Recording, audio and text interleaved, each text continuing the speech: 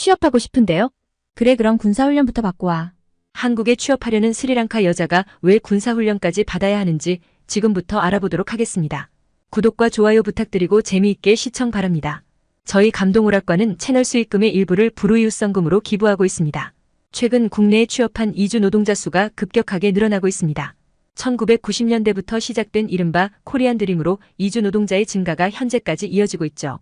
최근에는 K-팝이나 K-드라마, K-영화, K-예능 등에서 세계적으로 사랑받는 메이드 인 코리아가 큰 인기를 끌면서 우리나라의 취업을 희망하는 노동자가 더욱 많아지고 있는데요.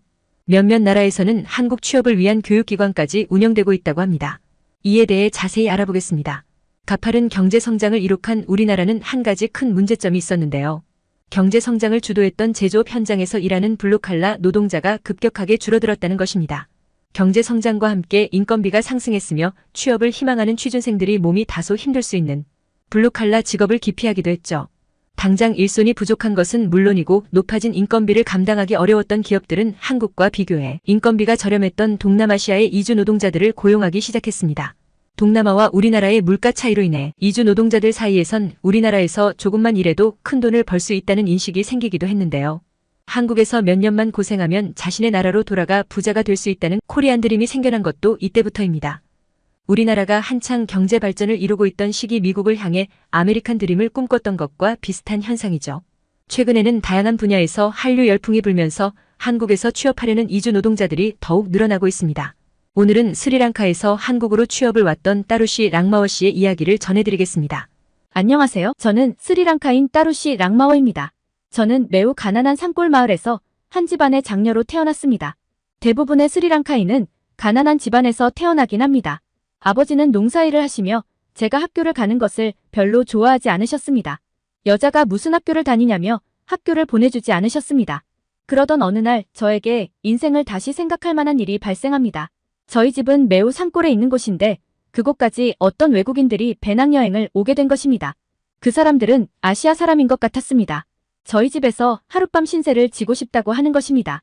스리랑카에서는 외국인이 싱할리어를 하면 믿음이 간다고 해야 하나 좋은 사람으로 인식이 됩니다. 그리고 따뜻해 보이는 미소들을 가지고 있었습니다. 그래서 하룻밤 지내는 것을 아버지가 허락하셨습니다. 알고 보니 그분들은 한국에서 여행을 온 여행객들이었습니다. 일행 중에 여자분과 저는 밤새 얘기를 나누게 되었습니다. 그 여자와 얘기를 나누다 보니 나는 도대체 왜 살고 있나라는 생각까지 들 정도로 한심해 보였습니다. 그 배낭족들이 간 후 저는 제 인생에 대해서 한 번 더 생각해보는 계기가 되었고 제가 알지 못하는 넓은 세계가 있다는 것을 알게 되었습니다. 그래서 아버지의 반대에도 불구하고 도시로 나가봐야겠다는 생각을 하였습니다. 일주일 정도 여행을 다녀온다고 한 후 저는 스리랑카의 수도 콜롬보로 향하였습니다. 그리고 콜롬보에 도착하여 한국에 갈 수 있는 방법에 대해 알아보기 시작하였습니다. 일주일 동안 여러 방법으로 알아본 후 다시 집으로 가서 아버지에게 저의 결심을 말하였습니다. 아버지는 극구 반대하였지만 저는 이미 성인이었고 이번이 아니면 나는 또 한심한 삶을 살겠구나 하는 불안감으로 아버지의 반대를 무릅쓰고 콜롬보로 나왔습니다. 일단 콜롬보에 나와서 한국으로 취업을 할 수 있는 방법에 대해서 정보들을 모았습니다. 일단 한국어를 배우는 게 첫 번째 과제였습니다. 저는 아르바이트를 하며 틈틈이 한국어 공부를 하였습니다. 쉬는 시간에는 무조건 K-팝을 듣고 드라마는 무조건 한국 드라마를 보았습니다. 한국어는 어순이 스리랑카 언어와 비슷하여 처음 접근이 힘들었지 법칙을 알고 나니 생각보다는 쉽게 익혀갈 수 있었습니다. 어느 정도의 시간이 흘러 한국어에 어느 정도 자신감이 붙은 후 바로 한국 취업을 위한 준비에 돌입했습니다. 그 누가 알았을까요? 스리랑카인들이 한국 취업을 위해 이토록 노력하고 있었다는 사실을. 스리랑카의 경우 한국으로 취업하는 것을 적극적으로 권장하고 있기도 합니다. 나중에 알고 보니 한국의 온라인 커뮤니티에서 스리랑카 젊은이들이 한국 취업을 위해 받고 있는 훈련이 공개되어 네티즌들의 큰 관심을 받았다고 합니다. 보기보다는 훈련의 난이도가 엄청났습니다. 스리랑카에는 한국 취업을 위한 체계적인 훈련 시스템을 자체 개발하고 운영하고 있습니다. 한국으로 노동자를 파견하기에 앞서 철저한 교육과 훈련을 거쳤죠. 스리랑카에서 한국으로 합법적인 취업을 하기 위해선 반드시 한국교육훈련원에 들어가야 한다는 것이었습니다. 그래서 한국교육훈련원에 들어갔습니다. 사실 이 교육훈련원에 들어가는 것부터가 상당히 어렵습니다. 우선 한국취업자훈련센터에 들어가기 위해서는 기본적인 한국 시험 테스트에 합격을 해야 했습니다. 가장 먼저 한국어 시험에 합격해야 했습니다. 저는 지난 2년여간 한국어 공부를 열심히 했기 때문에 저에게는 문제가 되지 않았습니다. 한국어 시험에 합격하니 한국 정부로부터 취업 허가를 보장받는 구직표를 주더군요. 훈련원에 들어갈 조건이 충족해 입소하게 됐고 그때부터 군대와 같은 훈련과 교육을 받게 되었습니다. 훈련원에서는 3주 동안 합숙 훈련을 하는데 하루 4시간씩 강도 높은 군대식 훈련을 통해 체력 단련을 진행했습니다. 한국에서의 공장 노동은 일반인들은 절대 할 수 없는 일이기에 이런 난이도 높은 훈련을 거쳐야 한다는 것입니다. 이 교육을 통해 스리랑카 취업자들은 한국 공장 노동 환경에 한결 더 쉽게 견딜 수 있는 체력이 길러진다고 합니다. 체력 교육이 끝나면 이론 수업이 시작됩니다. 한국의 역사와 언어 등을 배우며 공장에서 사용되는 용어, 기술, 기본적인 영어 회화 능력까지 수업 과정에 포함되어 있습니다. 이외에도 한국의 식사 예절이나 존댓말과 웃으면서 인사하기, 적극적으로 대답하는 방법, 허리 굽혀 인사하는 방법 등 한국식 예절 교육까지 진행됩니다. 이런 혹독한 훈련을 거치는 스리랑카인은 한국고용노동부가 주관하는 교육훈련 심사에서 15개국 중 최고 점수를 받기도 했습니다. 이러한 훈련을 다 마치고 나면 한국에 취업할 수 있게 서포터를 받을 수 있다고 합니다. 이렇게 한국 기업 취업에 성공한 스리랑카인들은 한국에서 배운 기술과 사업 방법 등을 몇 년 후 스리랑카로 다시 돌아가 자기 나라에 맞게 적용하여 성공한 사람들이 많다고 합니다. 그리고 그 기술들을 널리 알려 나라에 큰 도움이 된다고 합니다. 그러니 우리나라 자체에서 한국 취업을 장려하고 훈련원까지 만들지 않았을까 싶습니다. 저도 이러한 꿈을 안고 모든 시험에 합격 후 한국행 비행기에 몸을 실었습니다. 비행기에서 내리자마자 저는 너무나 놀랐습니다. 제가 살던 산골 마을을 생각하니 저는 미래의 어떤 도시에 와 있는 것 같았습니다. 한국인들은 온화한 웃음을 가지고 있는 것 같습니다. 저를 쳐다보는 눈빛들이 다들 선해 보였습니다. 그동안 수많은 아르바이트를 하며 모은 돈으로 저는 한국인들 취향에 맞을 것 같은 옷들을 골라 사입고 한국에 왔습니다. 지금 생각해보면 그때는 나름 멋을 부렸지만 한국인들이 봤을 때는 그냥 스리랑카 사람처럼 보였을 것 같습니다. 한국인들은 패션부터도 선진국 같아 보였습니다. 다들 깔끔해 보였습니다. 저는 한국에서 포항이라는 도시에 있는 조선소에 취업을 하였기 때문에 인천공항에서 지하철을 타고 서울역까지 갔습니다. 가는 동안 정신이 없었지만 서울역까지 가는 내내 한국은 정말 엄청난 선진국이구나를 느꼈습니다. 서울역에 내려 고속철도를 타고 포항으로 향하였습니다. 세상에 이렇게 빠른 기차가 있는 것도 신기했습니다. 고속전철 안에서 옆자리에 앉은 한국 여자분과 대화도 많이 나눴습니다. 제가 한국에 온 이유를 듣더니 많이 응원하겠다고 해주었습니다. 제가 잘 되길 바란다는 말이 진심으로 느껴졌습니다. 한국 사람들은 제가 말을 걸면 한국어를 잘한다며 칭찬도 해주고 상냥하게 말도 잘 해주었습니다. 스리랑카에서는 외국인들에게 그렇게 친절하지는 않습니다. 그래서 우리 스리랑카인들도 이런 건 꼭 배워야 한다고 생각했습니다. 저는 포항에 있는 조선소에서 숙식이 가능한 숙소를 배정받았고 거기서 생활하게 되었습니다. 숙소는 그렇게 좋진 않았지만 제가 생활하기에는 충분했습니다. 네팔 여자와 룸메이트가 되어 생활하게 되었습니다.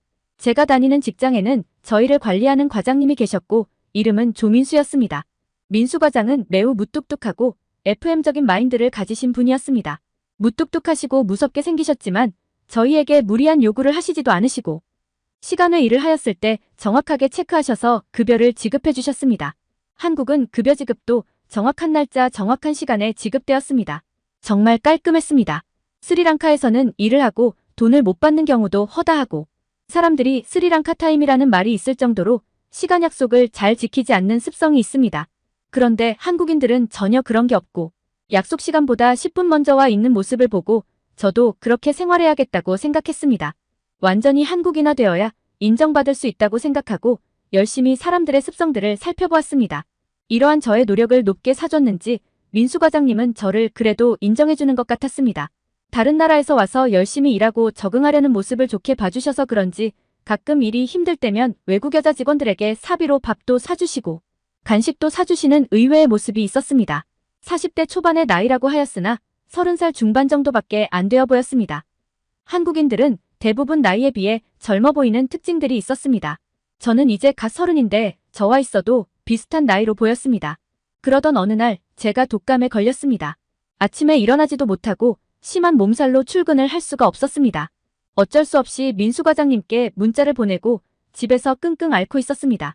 그런데 점심시간쯤에 저희 숙소에 민수 과장님이 죽을 사서 오신 겁니다. 정말 정이 많은 분이셨습니다. 민수 과장님은 저뿐만 아니라 다른 외국 직원이 아프면 항상 챙겨주셨습니다. 저도 너무나 고마웠습니다. 민수 과장님이 빨리 일어나서 병원에 가자고 하여 저는 민수 과장님 차를 타고 병원에 갔습니다. 스리랑카에서는 바로 병원을 간다는 건 상상을 할 수도 없는 일입니다. 그런데 한국에서는 가까운 곳에서 바로 진료를 받을 수 있는 병원이 많이 있었습니다. 더군다나 저는 회사 소속이라 사대보험도 돼서 10,000원도 안 되는 돈을 지불하고 진료를 받습니다. 정말 놀라운 일이었죠. 민수 과장님이 신경 써준 덕분인지 저는 금방 일어날 수 있었습니다. 다음날 회사에 출근해서 민수 과장님께 은혜를 갚고 싶어서 식사 대접을 해드리고 싶다고 하였습니다. 그런데 민수 과장님은 무서운 얼굴로 제게 너는 집에 돈도 보내야 하고 개인 생활도 해야 하는데 나한테 돈을 쓰면 어떻게 하냐며 혼내셨습니다. 혼나긴 했지만 저를 생각하는 마음을 알게 되어 기분이 좋았습니다.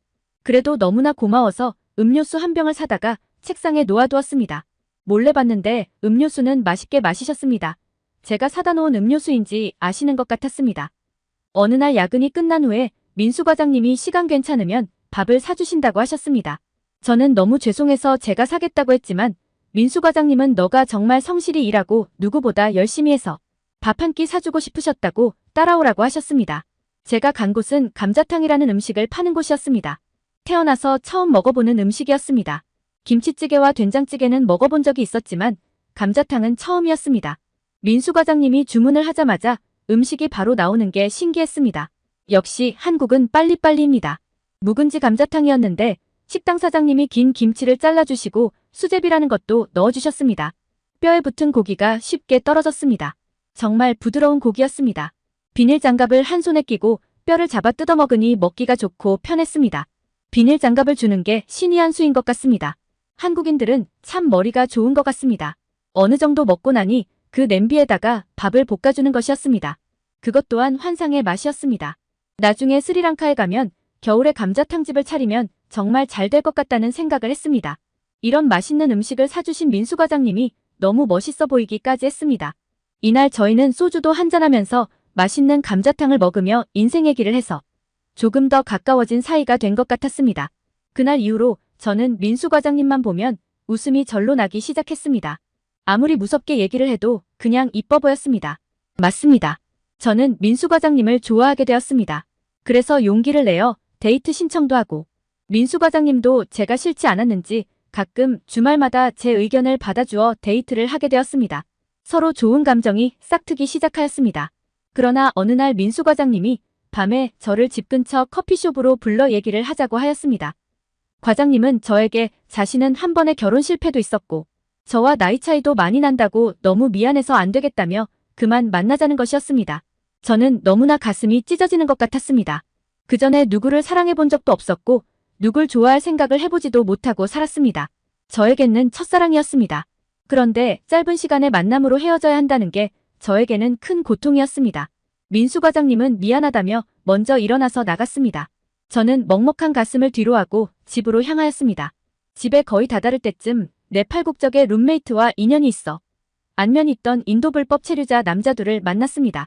그 남자들은 술에 취했는지 저를 보고는 술 한잔 같이 하자며 치근덕 거리는 거였습니다. 저는 기분도 좋지 않고 불법 체류자들과 같이 있는 것도 싫어서 싫다고 거절하였습니다. 그런데 그 2명의 남자는 저의 팔을 끌어당기며 술 한잔만 하자고 계속 치근덕거리는 거였습니다. 그때 어디서 나타났는지 민수 과장님이 그 둘을 제지하며 꺼지라고 하는 것이었습니다. 그 2 남자는 그래도 아랑곳하지 않고 저를 데려가려고 했습니다. 그러다 한 명이 민수 과장님을 때렸고 민수 과장님은 도저히 못 참겠다는 듯이 양손으로 그 2명의 남자들 팔을 꺾었습니다. 키가 190cm의 민수 과장님을 그 둘은 당해내지 못했습니다. 저는 그 상황이 너무 무서워서 한쪽 구석에서 엉엉 울고 있었습니다. 그 2명은 도망을 갔고 민수 과장님은 제게 다가와 아무 말 없이 꼭 안아주셨습니다. 그리고는 괜찮다고 다 괜찮다고 내가 널 보호해주겠다고 하시며 저와 사귀는 것을 허락하였습니다. 저는 뛸 듯이 기뻤고 그날 이후로 저는 완전 새로운 인생을 열 수 있게 되었습니다. 돈을 벌 수 있는 직장과 저를 사랑해주는 남자를 만난 것입니다. 이보다 행복한 게 있을까요? 저는 민수 과장님과 사귀며 행복한 나날을 보냈고 조금 더 발전된 삶을 위해 한국어 공부를 더더욱 열심히 하였습니다. 마침 조선소 쪽에서 조선소에는 외국인들이 많은데 작업 지침서라든지 작업 내용 등을 지시할 때 한글과 한국어를 모르는 외국인들이 많아 누군가 이 사람들에게 공부를 시켜줄 사람이 필요하다고 하는 것입니다. 저는 준비가 되어 있었기 때문에 그 일에 지원을 했고 당당히 합격하였습니다. 저녁에 한국어학당을 조선소 쪽에서 열어줘서 저는 외국인들에게 한글과 한국어를 가르쳐주는 선생님이 되었습니다. 저를 업그레이드하게 된 것입니다. 급여도 꽤 괜찮게 책정해서 주었습니다. 저는 이 일로 전보다 더 질 좋은 삶을 살 수 있었습니다. 어느 정도 자리를 잡고 저는 민수 과장님과 결혼을 하자고 졸랐습니다. 민수 과장님은 알겠다고 하시고 그러면 스리랑카에 계신 부모님께 허락을 받으러 가자고 하였습니다. 저는 한국에서 번 돈으로 집에 빚과 동생들에게 들어가는 비용들을 다 충당했습니다. 스리랑카의 도시에서 일하는 사람들의 평균 급여가 한국 돈으로 한 달에 32만 원이니 제가 한국에서 벌어 스리랑카로 보내는 돈은 매우 컸죠. 몇 년간 집에 가보지 않았지만 부모님들도 매우 만족하셨을 것 같습니다. 민수 과장님과 스리랑카행 비행기를 타고 수도 콜롬보에 내려 차로 5시간 정도 걸려 집으로 향하였습니다. 한국은 교통이 잘 발달되어 있어서 편했는데 스리랑카에 와서 이렇게 고생해서 집으로 가니 민수 과장님에게 미안했습니다. 하지만 민수 과장님은 자기는 괜찮다며 저를 안심시켜 주었습니다. 너무나 고마웠습니다. 집에 도착해서 이만저만해서 민수 씨와 결혼하겠다고 얘기를 하였습니다.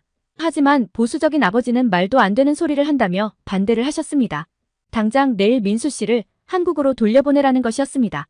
너무나 슬펐습니다.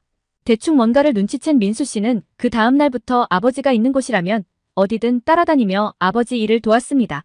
일주일 정도를 그렇게 따라다닌 것 같습니다. 그 후로 아버지도 민수 씨의 노력을 잘 봐주셨는지 조금씩 민수 씨의 매력에 빠지시고 민수 씨를 보며 웃기 시작하셨습니다. 말은 안 통했지만 그 웃음의 의미를 저희는 알 수 있었습니다. 다행히 아버지는 일주일 후 흔쾌히 허락하셨고 결혼 승낙을 받은 후 저희는 한국으로 돌아올 수 있었습니다. 민수 씨와 저는 한국에 돌아와서 둘이 이제부터 더 열심히 생활하고 돈을 모아서 스리랑카에 있는 부모님과 동생들까지 모두 한국으로 불러서 같이 살자는 계획을 수립하였습니다. 언제가 될지는 모르지만 민수 씨는 그걸 목표로 살겠다며 저에게 다짐을 보여줬습니다. 정말 저는 민수 씨를 만나 모든 게 바뀌었고 행복하고 행복해졌습니다. 잠시 저희 집에 쉬고 갔던 한국인 배낭여행객들 덕분에 저는 여기까지 왔습니다. 그 한국 여자분이 저에게 새로운 세상을 알려주었고 사람답게 사는 것을 알려준 거나 마찬가지입니다. 저의 아버지는 민수 씨가 선물로 주고 간 태극기를 집에 있는 나무 위에 저와 민수 씨를 생각하며 걸어 놓으셨다고 합니다. 한국이라는 나라 덕분에 저와 저의 가족들은 이렇게 행복한 나날을 보내고 있고 더 행복한 나날들을 보낼 것 같습니다. 그리고 저는 진짜 한국인이 되어 제가 공경하던 한국인의 삶으로 살고 싶어 귀화 준비에 들어갔습니다. 곧 시험이 있습니다. 꼭 합격해서 한국인으로 살고 싶습니다. 감사합니다. 한국. 그리고 내 사랑 민수 씨. 저는 오늘도 우리 가족 모두를 모시고 올 날을 손꼽아 기다리며 포항에서 열심히 일을 하고 있답니다. 제 얘기 끝까지 읽어주셔서 감사합니다. 여러분 따라쉬 랑마오 씨의 사연을 어떻게 보셨나요? 정말 열심히 사는 모습에 모두들 박수를 보내줍시다. 감동오락관은 여러분의 감동적이고 가슴 따뜻한 사연을 기다리고 있습니다. 구독과 좋아요는 무료이니 마음껏 눌러주세요. 여러분들의 소중한 사연을 제보해 주실 분들이 있다면 댓글이나 메일로 남겨주시면 이야기로 만들어드리겠습니다.